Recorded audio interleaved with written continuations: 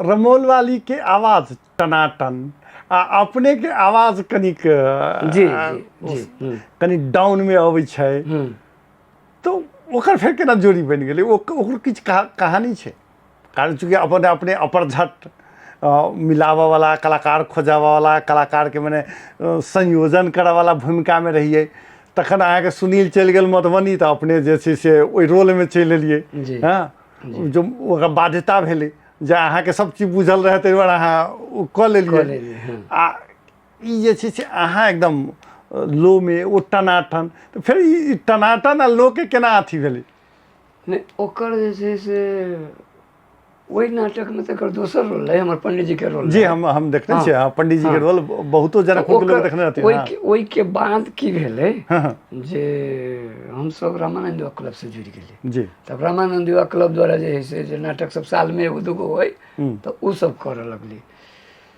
तकर बाद radio FM खुले अच्छा पहले रेडियो जनकपुर एफएम हाँ माने रेडियो जनकपुर खुलले हाँ रेडियो जनकपुर तो रेडियो जनकपुर खुलले तो 1 महीना लगभग हम गेल रही दुर्बरा करी रमेश रंजन सर के आगा पाछा कैले रहे लेकिन वो मतलब टाइट रहा हाँ ई नहीं कहे कि नहीं देव से हालांकि उनका रहे जैसे वो रामनारायण सर रविंदर सर जी के कार्यक्रम चलावे के तो वो डायरेक्ट हमरा ये बात नहीं कर कि जैसे लास्ट में अंत में की कलके हमरा एके बेर रमेश सर कह दिलखिन कि अहाँ के आवाज ठीक नहीं है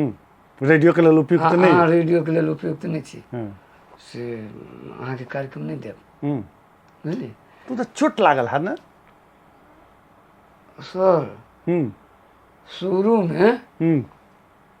चोट तो आब लगे ही ना वही समय में क्या लगता है वही समय में ये तो छोट बात रहे वही मैंने वही से बेसी धक्का खेने छी वही से बेसी धक्का खेने छी जी जी अपने के एक जगह गेल रही बेनीपट्टी से आगा गांव के नाम किनका थी भरल तो हम सब जैसे दूर रात के कार्यक्रम रहे मैथिली कार्यक्रम तो हम सब गोटे एम्हर जे रहे सब रहे रीना रहे रामेश्वर शाह रहे संजीव महासेठ रहे शायद सुनील यादव रहे हाँ सब मने रामानंद युवा क्लब के टीम टोटल हम सब गेल रही वही जैसे तो आभास लाभ जी कह दिल कि कौन डिबिया 10 बजे सबके लके चलि एली